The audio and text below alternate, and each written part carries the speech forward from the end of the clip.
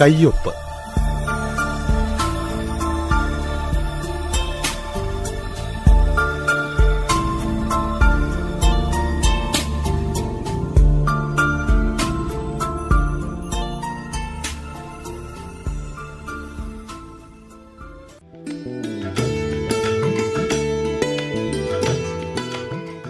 കവിയും സാംസ്കാരിക പ്രവർത്തകനുമായ ആർ മോഹൻ ആണ് ഇന്ന് കയ്യൊപ്പിൽ നമ്മോടൊപ്പം.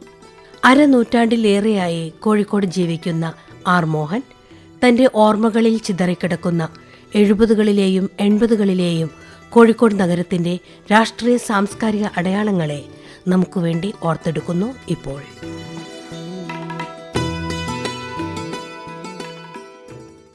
എൻ്റെ ബാല്യം ആലപ്പുഴയിൽ ചേർത്തല തുറവൂരായിരുന്നു. അവിടെ Thuravoor UP school, TD high school എന്നിവിടങ്ങളിലായിരുന്നു വിദ്യാഭ്യാസം. അപ്പോൾ ഇതിനിടയിൽ എൻ്റെ ജ്യേഷ്ഠൻ കോഴിക്കോട് രാമകൃഷ്ണ മിഷൻ ഹൈസ്കൂളിലെ അധ്യാപകനായി. ചില ഗാർഹിക പ്രതിസന്ധികൾ ഉണ്ടായിരുന്നു. അപ്പോൾ ഏട്ടൻ എന്നെ കോഴിക്കോട്ടേക്ക് വിളിച്ചു. തുടർന്ന് ഞങ്ങൾ അമ്മയും ഒക്കെ ആയിട്ട് കോഴിക്കോട്ടേക്ക് പോന്നു. ഇവിടെ വന്നിട്ടാണ് കോളേജ് വിദ്യാഭ്യാസം തുടങ്ങുന്നത്. മീഞ്ചന്ത ഗവൺമെൻറ് ആർട്സ് ആൻഡ് സയൻസ് കോളേജിൽ ഹിസ്റ്ററി മലയാളം പ്രീ ഡിഗ്രിക്ക് ചേരുന്നു. അപ്പോൾ ചെറുപ്പത്തിൽ തന്നെ എന്നെ ഇങ്ങനെ ഒരു സാഹിത്യ കൗതുകം ജനിപ്പിക്കുന്ന രീതിയിൽ എന്നെ ഒരു ഇതാക്കി കൊണ്ടുവന്നത് അമ്മയാണ്. അമ്മയ്ക്ക് മിക്കവാറും രാമായണമൊക്കെ അമ്മ കാണാതെ പറയുമായിരുന്നു. അമ്മ സ്കൂളിലൊന്നും പോയിട്ടില്ല, പക്ഷേ എഴുത്തച്ഛൻ്റെ രാമായണം നന്നായിട്ട് ഈണത്തിൽ ചൊല്ലുമായിരുന്നു അമ്മ. അങ്ങനെ അതെന്നെ വല്ലാതെ ആകർഷിച്ചിട്ടുണ്ട്. അപ്പോൾ കവിതയിലേക്ക് എനിക്ക് തിരികൊളുത്തിയത് അമ്മയാണ് എന്ന് ഞാൻ ചിലപ്പോൾ ഓർമ്മിക്കാറുണ്ട്. അങ്ങനെ വലിയ ഭൗതിക സാഹചര്യങ്ങളൊന്നും ഇല്ലെങ്കിലും വായന, ചെറുപ്പത്തിൽ തന്നെ എഴുത്ത്, അങ്ങനെയൊക്കെ തുടങ്ങി. അപ്പോൾ കോഴിക്കോട്ട് വന്നപ്പം ഉണ്ടായൊരു സൗകര്യം വെച്ചാൽ കോളേജിൽ അതിൽ നല്ലൊരു അന്തരീക്ഷം ഉണ്ടായിരുന്നു. തൊട്ടപ്പുറത്ത് ഡിഗ്രി ക്ലാസ്സിൽ കൽപ്പറ്റ നാരായൺ ഉണ്ടായിരുന്നു. പിന്നെ ഞങ്ങൾ സുഹൃത്തുക്കളായി, വലിയ സുഹൃത്തുക്കളായി, കുടുംബ സുഹൃത്തുക്കളായി.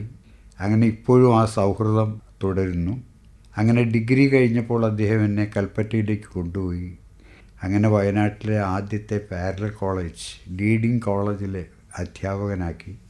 അങ്ങനെ ഞങ്ങൾ അവിടെ ഒരു വലിയ, ഞാൻ കൂടെ കൽപ്പറ്റ നാരായണൻ, പിന്നെ OK ജോണി, ജയചന്ദ്രൻ പത്രപ്രവർത്തകനായിട്ട് അന്ന് അവിടെ കൽപ്പറ്റയിൽ വന്ന സമയമാണ്. ഞങ്ങളിവിടെ ഡിഗ്രി ക്ലാസ്സിൽ എൻ്റെ ക്ലാസ്മേറ്റ് ആയിരുന്നു K ജയചന്ദ്രൻ. അങ്ങനെ ഞങ്ങൾ കൽപ്പറ്റയിലൊരു സാംസ്കാരിക സമൂഹം തന്നെ ഉണ്ടായിരുന്നു. നാടുഗദ്ദിക ബേബി, മാവേലി മന്ത്രം, രചനയ്ക്ക് വേണ്ട അസംസ്കൃത വസ്തുക്കളൊക്കെ ശേഖരിക്കാനായിട്ട് പഞ്ചായത്ത് ഓഫീസുകൾ, വില്ലേജ് ഓഫീസുകൾ, അങ്ങനെയൊക്കെ അന്ന് കയറി ഇറങ്ങും. വൈകുന്നേരം ഞങ്ങളെല്ലാവരും കൂടി കൂടും. PT ജോൺ ഉണ്ടാവും. അങ്ങനെ ഒരു ഇത് കൽപ്പറ്റയിലുണ്ടായിരുന്നു. കോഴിക്കോട്ട് വീണ്ടും മടങ്ങിയെത്തുന്നതിന് മുമ്പ് തന്നെ കോഴിക്കോട് നഗരത്തിൽ ഒരു സാംസ്കാരിക ചലനം എന്ന് തന്നെ നമുക്ക് പറയാം. ഞങ്ങൾ ഒരുപാട് സുഹൃത്തുക്കൾ ചേർന്ന്, ജോയി മാത്യു ഉണ്ടായിരുന്നു, A Soman, doctor I Rajan, Ramendra Mokeri, അങ്ങനെ ഒരുപാട് സുഹൃത്തുക്കൾ. അന്ന് അനീതിക്കെതിരെ ഉള്ളൊരു പോരാട്ടത്തിൻ്റെ സമയമായിരുന്നു എന്ന് പറയാം. സാംസ്കാരിക വേദി ഉണർന്ന് മനുഷ്യപക്ഷത്തെ നിലയുറപ്പിച്ചുകൊണ്ട് എങ്ങനെയാണ് നമുക്ക് അനീതികളോട് പൊരുതുക എന്ന വലിയൊരു വിഷയം യുവജനങ്ങൾക്കിടയിൽ ചിന്തിക്കുന്ന, വായിക്കുന്ന, ഭാവിയിൽ പ്രതീക്ഷ വെച്ചു പുലർത്തുന്ന യുവാക്കൾക്കിടയിൽ അതൊരു വലിയ സംഭവമായി. അന്ന് നമുക്കിപ്പം അത്ഭുതം തോന്നുന്ന ഒരു സംഗതി എന്നൊക്കെ പറഞ്ഞാൽ, ഒരു ദിവസം രാവിലെ ഞാൻ മീൻചന്തയിൽ എൻ്റെ വീട്ടിൽ കിടന്നുറങ്ങുമ്പോൾ എൻ്റെ ജനാലയിൽ മുട്ടുന്ന ഒരാൾ. നോക്കുമ്പോൾ അത് സുരാസുമാണ്. നേരം പുലർന്നു വരുന്നതേ ഉള്ളൂ. എന്നെ പിടിച്ച് പുറത്തേക്ക് കൊണ്ടുപോവാണ്. എന്തിനാണ്, എവിടേക്ക് എന്നൊന്നുമില്ല.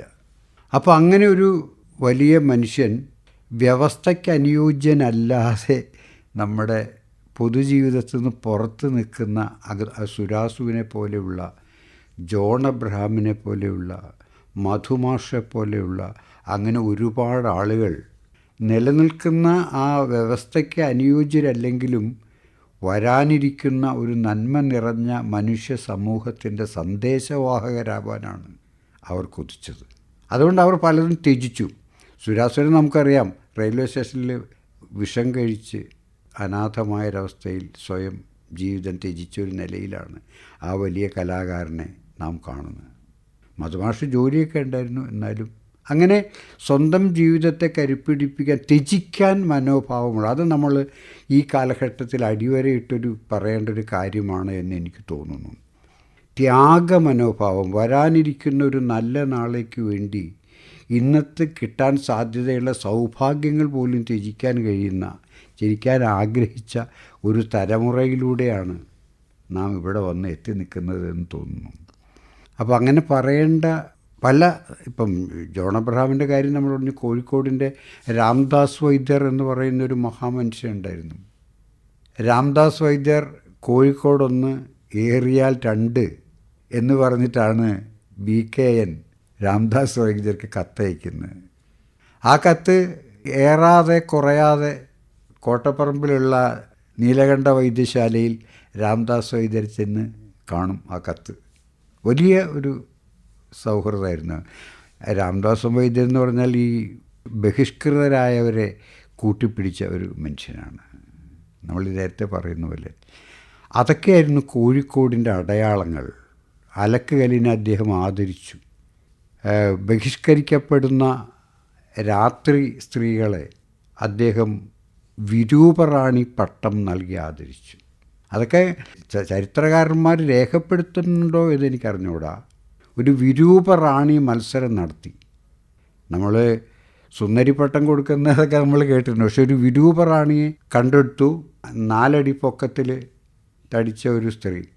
പക്ഷെ 2 ദിവസം കഴിഞ്ഞപ്പോൾ നഗരത്തിൻ്റെ ഇടവഴിയിൽ കാമകിങ്കരന്മാരാൽ കീറിപ്പറഞ്ഞ ഒരു മൃതദേഹമായി അവശേഷിക്കുകയായിരുന്നു ആ സ്ത്രീ. രാംദാസ് വൈദ്യർ അത് ഓർമ്മിപ്പിക്കുമായിരുന്നു കാണുമ്പോഴൊക്കെ. അപ്പോൾ അങ്ങനെ വിചിത്രമായ ഒരു സാംസ്കാരിക സ്ഥലമാണ്, സ്നേഹസ്ഥലമാണ് കോഴിക്കോട്. നമുക്കറിയാം, വന്നവരാരും തിരിച്ചു പോകാൻ ആഗ്രഹിക്കാത്ത നഗരം എന്നാണ് കോഴിക്കോട് എന്നും വിശേഷിപ്പിക്കപ്പെട്ടിട്ടുള്ളത്. അപ്പോൾ ഇങ്ങനെ കോഴിക്കോടിൻ്റെ ഹൃദയത്തിലെ നന്മ, ഇപ്പം ബഷീറൊക്കെ നമ്മൾ പറയുമായിരുന്നല്ലോ, ബഷീർ തലയോലപ്പറമ്പിൽ വന്ന് നിന്നിട്ട് ബേപ്പൂർ സ്ഥിരതാമസമാക്കിയ ആളാണ് അദ്ദേഹത്തിന് കോഴിക്കോട് അത്ര ഇഷ്ടമായിരുന്നു. കോഴിക്കോട് വന്നിട്ടാണ് അദ്ദേഹം എല്ലാവരെയും ഇഷ്ടം പോലെ സ്നേഹിച്ചത്. അപ്പോൾ അങ്ങനെ ഒരു സ്നേഹബന്ധവും, അതാണ് നമ്മൾ തീർച്ചയായിട്ടും പറയേണ്ടത്.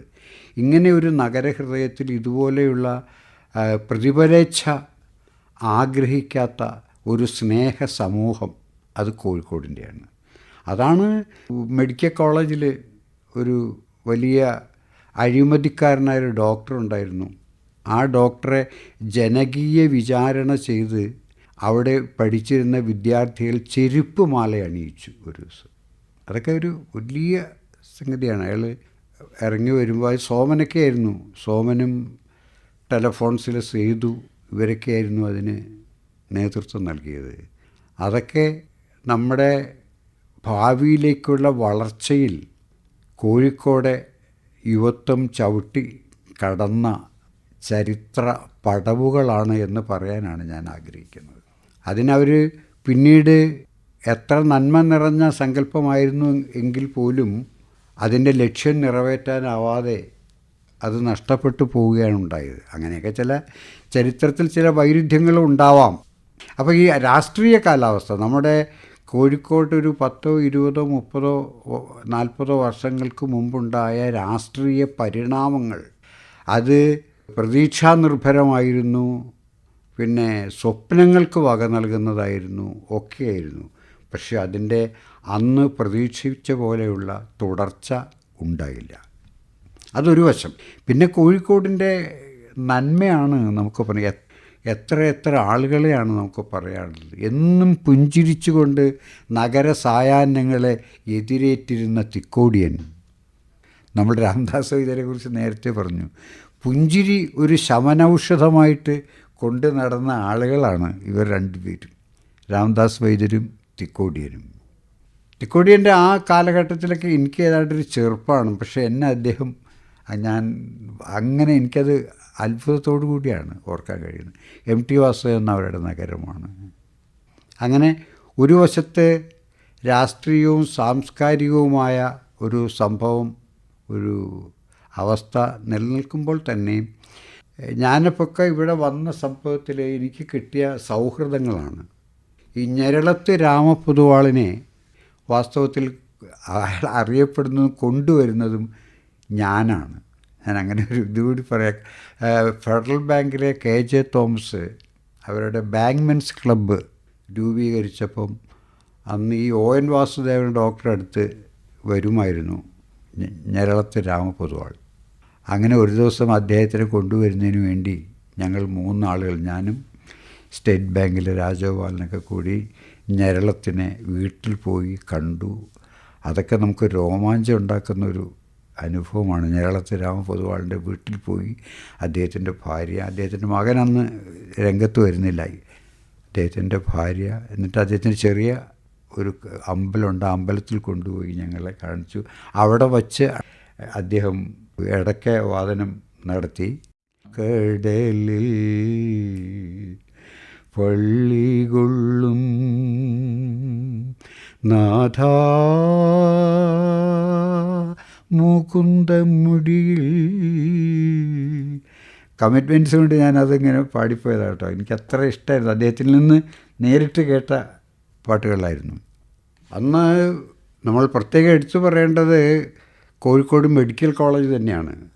ശരിക്ക് സാംസ്കാരിക ബ്രഹ്മപുത്രൻ, ഡോക്ടർ ഐ രാജൻ, വേണു, അങ്ങനെ കുറേ ആളുകളുടെ നേതൃത്വത്തിലാണ് ഇങ്ങനെ ഒരു സാംസ്കാരിക വേദി പ്രവർത്തനങ്ങളൊക്കെ നടത്തുന്നത്. ഞങ്ങൾ രാത്രിയൊക്കെ ഞാനും കവി ഗുഹനൊക്കെ പാതിരാത്രികളിൽ ചിലപ്പോൾ നഗരത്തിൽ നിന്ന് ഞങ്ങൾ നടന്ന് ഇവരുടെ ഹോസ്റ്റലിൽ നിന്നൊരു പഠിച്ചുകൊണ്ടിരിക്കുക.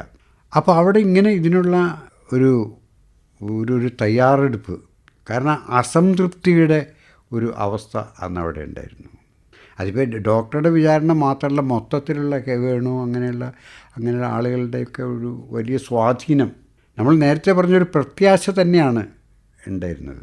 അതിന് നമുക്ക് സൂചിപ്പിക്കേണ്ടത് ആ പ്രത്യാശ എങ്ങനെയാണ് പിന്നീട് മാറിത്തീർന്നതെന്നുള്ളത് വേറെ കാര്യമാണെങ്കിലും എടുത്തു പറയേണ്ടത് ഇങ്ങനെ ഒരു യുവത്വം ത്വരിപ്പിക്കപ്പെട്ട ഒരു കാലയളവ് നമ്മുടെ ചരിത്ര സന്ദർഭത്തിൽ ഉണ്ടായിട്ടില്ല എന്നാണ് എനിക്ക് തോന്നുന്നത്.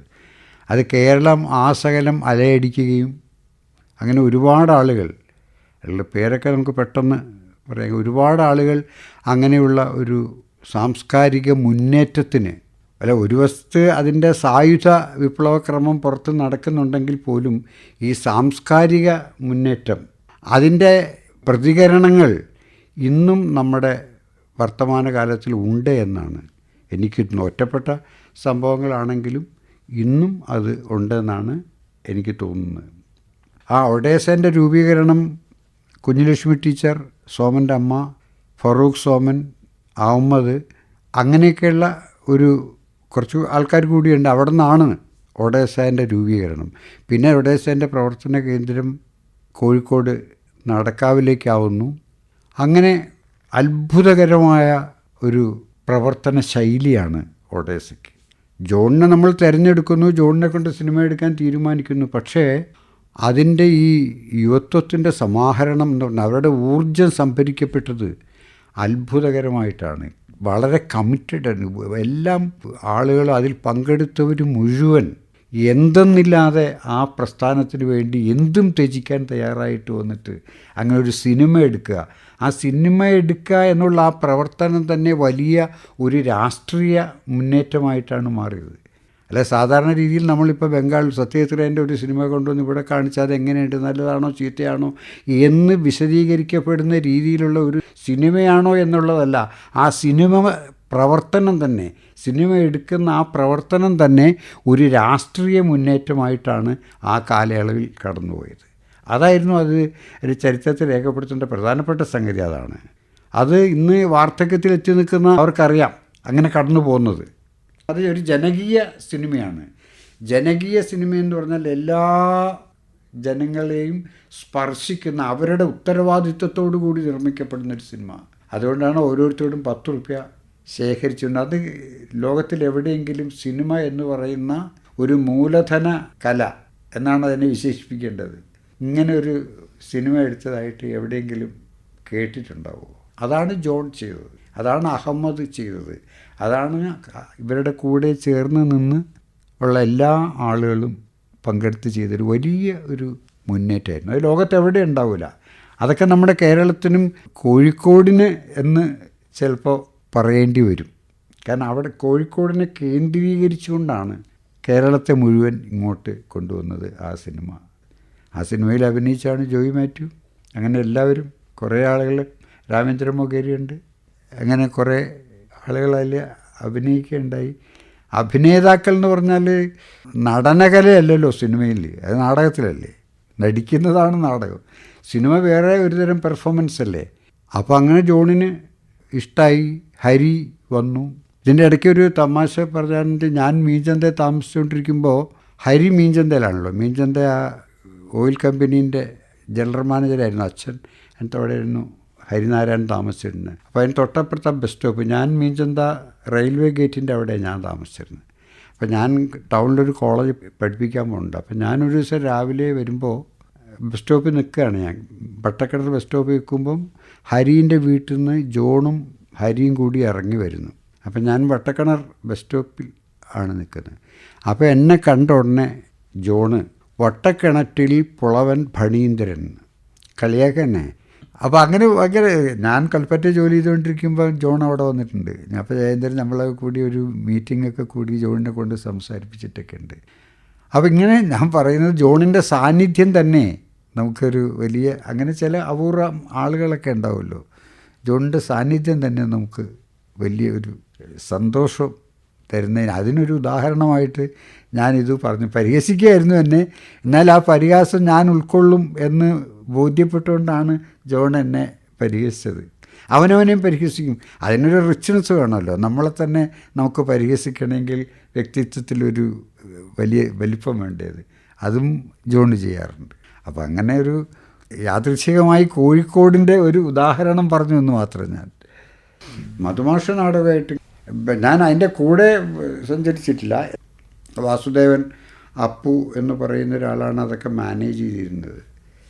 അന്ന് മാഷ് വളരെ സാഹസികനായിട്ട്, ഞാനൊരു നാടകത്തിൻ്റെ മാത്രമല്ല, ഒരു ദിവസം ഞാൻ അശോകപുരത്തും മാഷ് അന്വേഷിച്ച് ചെല്ലുമ്പോൾ മാഷ് ഭാര്യ പുറത്തേക്ക് ഇറങ്ങി വരുന്നു. തോളിൽ പനി പിടിച്ച് വിറയ്ക്കുന്ന ഈ ഇളയ മകനുണ്ട്. മാഷ് തിരുവനന്തപുരത്തേക്ക് പോയിരിക്കുകയാണ്. ഒരു കാലഘട്ടത്തിൽ 2-3 മാസം വൈകുന്നേരം 4 മണിയാകുമ്പോൾ മാഷ് എൻ്റെ വീട്ടിൽ, എൻ്റെ ഫ്ലാറ്റിൽ വരും. താഴെയാണ് ഞാൻ താമസിക്കുന്നത്. അപ്പോൾ ഒരു ദിവസം വന്ന് അരമണിക്കൂർ കഴിയുമ്പോൾ ഞങ്ങൾ രണ്ടാളും കൂടി പുറത്തേക്ക് ടൗണിലേക്ക് പോകും. എല്ലാ ദിവസവും ഒരു 2-3 മാസം അങ്ങനെയായിരുന്നു. അപ്പോൾ ഒരു ദിവസം വന്നപ്പം ഞാൻ പുറത്തേക്ക് ഇട്ടുകൊടുത്ത കസേര കുറച്ച് പൊട്ടിപ്പൊളിഞ്ഞായിരുന്നു. പക്ഷേ അവിടെ ഇരുന്ന് ഒരു കട്ടൻ ചായ കുടിച്ചിട്ട് പോയി. പിറ്റേ ദിവസം ഉച്ചയാകുമ്പോൾ ഞാൻ നോക്കുമ്പോൾ ഒരു കൂട ഓട്ടോറിക്ഷ എൻ്റെ വീടിൻ്റെ മുന്നിൽ 3-4 കസേരയും ഇതൊക്കെ ആയിട്ട് മധുമാഷ ഒരു കൂട ഓട്ടോറിക്ഷയിൽ എൻ്റെ വീട്ടിൻ്റെ മുമ്പിൽ. എനിക്ക് തമാശ പറയുന്നത് കേട്ടോ, അത്ഭുതകരനായ ഒരു മനുഷ്യനായിട്ടാണ് എനിക്ക് പലപ്പോഴും ഒരു കോഴിക്കോടിൻ്റെ സ്വന്തമായിട്ട് എന്ന് പറഞ്ഞ മാഷെപ്പറ്റി. അതിവിപ്ലവത്തിൻ്റെ അച്ചടക്കമില്ലായ്മയുണ്ട് എന്നൊക്കെ മാഷെക്കുറിച്ച് പറയുമ്പോൾ പോലും ഈ മനുഷ്യപക്ഷത്ത് ഇങ്ങനെ ഡയറക്റ്റായിട്ട് അനുനിമിഷം നിന്ന ഒരു മനുഷ്യനെ ഞാൻ കണ്ടിട്ടില്ല. പുസ്തകങ്ങളിൽ നിന്ന് ഇറങ്ങി വന്നിട്ടല്ല മാഷ് വിപ്ലവകാരിയായത്, മനുഷ്യൻ്റെ കൂടെ നടന്നിട്ടാണ്. എവിടെ അനീതി കണ്ടിട്ടോ അപ്പം അതിനെ ചെറുക്കാൻ ആരോടും ചോദിക്കില്ല. ഒരു പുസ്തകത്തിൻ്റെ വരികൾ ഉദ്ധരിക്കാതെയാണ് മനുഷ്യരുടെ കൂടെ നടന്ന് നീങ്ങിയത്, അനീതിക്കെതിരെ പൊരുതിയത് എല്ലാം.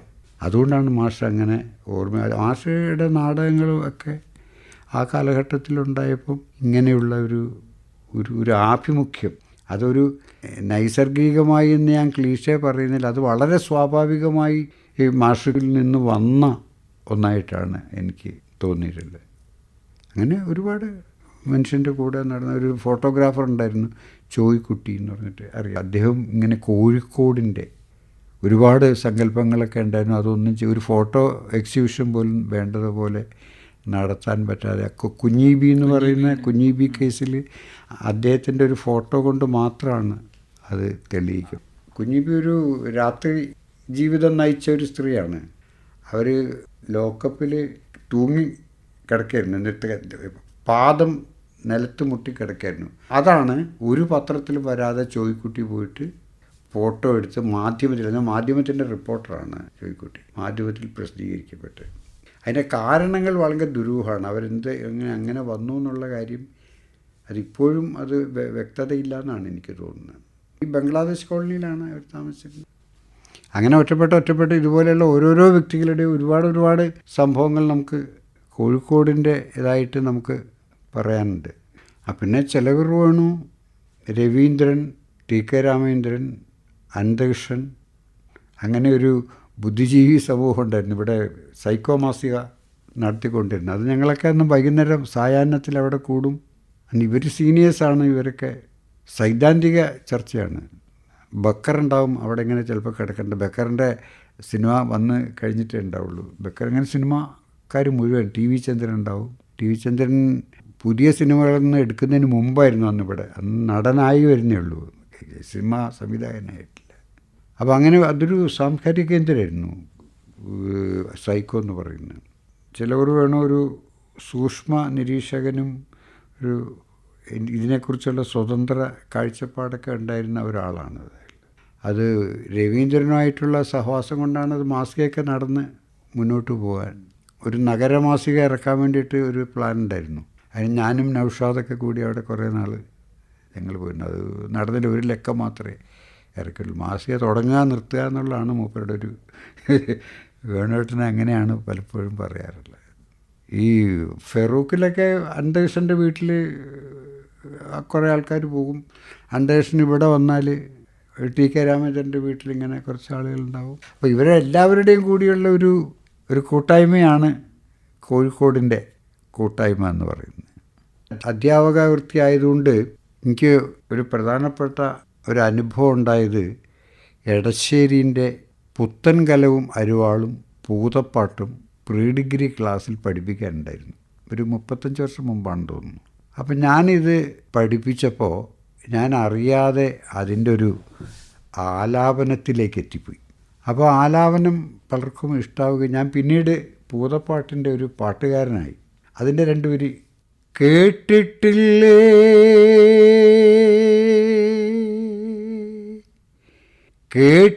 കേട്ടിട്ടില്ലേതൂടി കൊട്ടും കലർന്നോട്ടു ചിലമ്പിൻ കലമ്പലുകൾ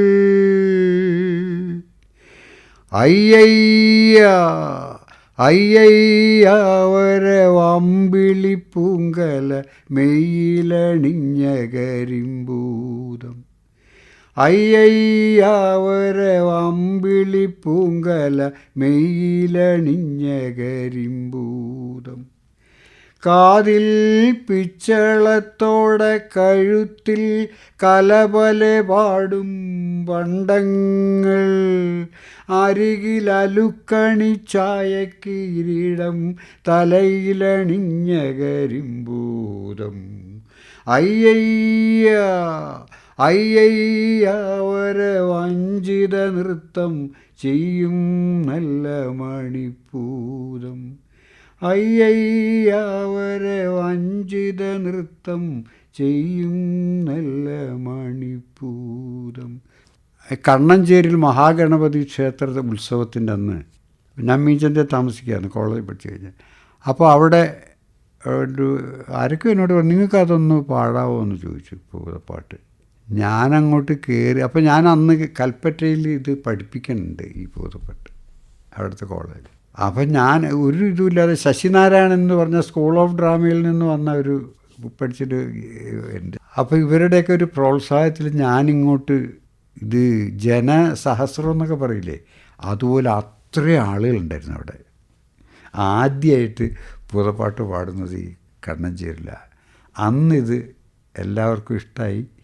അപ്പോൾ പിന്നെ അങ്ങനെ അന്നത്തെ ശബ്ദത്തിൽ അങ്ങനെ കൊണ്ടുപോയി. ഈ അടുത്തിപ്പം വേദി ഓഡിറ്റോറിയത്തിൽ ഈ ബാങ്ക്മൻസ് ക്ലബിൻ്റെ ഒരു തോമസിൻ്റെ ഒരു പരിപാടിക്ക് എന്നെ അന്ന് അതിൻ്റെ കുറച്ച് വരികൾ കൽപ്പറ്റയ്ക്ക് ഉണ്ടായിരുന്നു, കുറച്ച് വരികളെന്ന് ചൊല്ലുകയാണ്. മുഴുവനും ചൊല്ലാറില്ല ഇപ്പോൾ. മുഴുവനായിട്ടാണ് ചെല്ലേണ്ടത്. അത് കഥാകഥനാണല്ലോ, നമുക്ക് വിശദീകരിക്കാൻ പറ്റാത്ത അതിൻ്റെ ഇൻഡെപ്തിൽ എന്തൊക്കെയോ ആൾക്കാർക്ക് കേൾക്കുമ്പോൾ ഫീൽ ചെയ്യുന്നുണ്ട്. അമ്മയും കുട്ടിയും തമ്മിലുള്ളൊരു സംഭവം, മച്ചിയായൊരു ഭൂതം കൊച്ചിനെ എടുത്തുകൊണ്ട് പോകണമൊക്കെ ഇല്ല, അത് എന്തോ അതിൻ്റെ അകത്തൊക്കെ ഒരു ഭയങ്കര നമുക്ക് നിർദ്ധാരണം ചെയ്യാൻ പറ്റാത്ത എന്തൊക്കെയോ അതിൻ്റെ അകത്ത്. അതായിരിക്കും ചിലപ്പോൾ കവിത എന്ന് പറഞ്ഞല്ലേ, ബാക്കി നിൽക്കണ്ടേ എപ്പോഴും. പിന്നെ എന്നെ അങ്ങനെ ഫീൽ ചെയ്ത് ഈ സത്യജിത്തും നജീമലൊക്കെ ആയിട്ട് ഞാൻ നടക്കുമ്പോൾ, ഞാൻ പ്രീ ഡിഗ്രി പഠിക്കുന്ന കാലത്ത് ഫസ്റ്റ് പ്രീ ഡിഗ്രി പഠിക്കുമ്പോൾ ആർട്സ് കോളേജിൽ അന്ന് ഫൈൻ ആർട്സ് ഡേ ഉദ്ഘാടനം ചെയ്യാൻ വന്നത് കോഴിക്കോട് അബ്ദുൽ ഖാദറാണ്. അയാൾ അന്ന് എങ്ങനെ നീ മറക്കും കുയിലേ എന്നുള്ളൊരു പാട്ട് പാടി. അപ്പോൾ പിന്നെ ഞങ്ങൾ പഠിച്ചുകൊണ്ട് ഫസ്റ്റ് ഡിഗ്രിയിലാകുമ്പോൾ സത്യജിത്തിനെ അവിടെ കൊണ്ടുവന്ന് പ്രീ ഡിഗ്രിക്ക് ചേർത്തു, ശാന്താദേവി.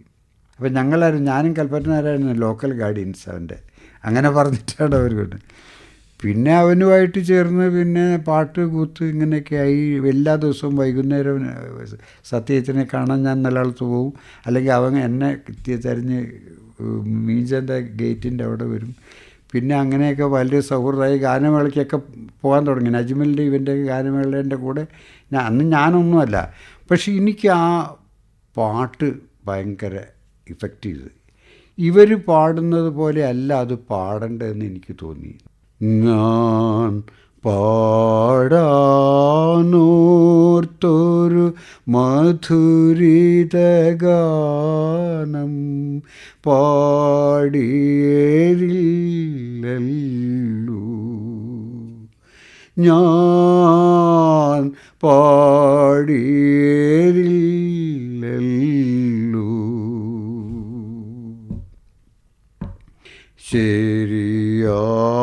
ശരിയായില്ല താളം, ശരിയായില്ല രാഗം, ശരിയായില്ല താളം, ശരിയായില്ല രാഗം.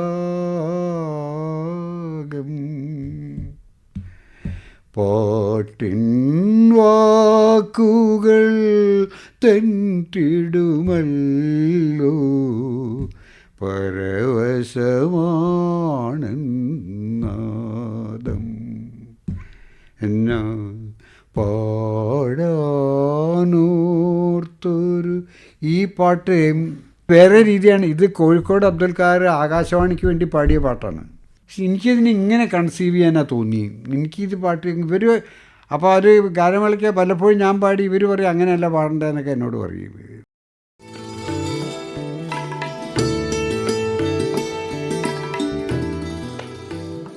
കവിയും സാംസ്കാരിക പ്രവർത്തകനുമായ ആർ മോഹൻ 70കളിലെയും 80കളിലെയും കോഴിക്കോട് നഗരത്തിന്റെ രാഷ്ട്രീയ സാംസ്കാരിക അടയാളങ്ങളെ നമുക്കായി ഓർത്തെടുക്കുകയായിരുന്നു ഇതുവരെ കയ്യൊപ്പൽ.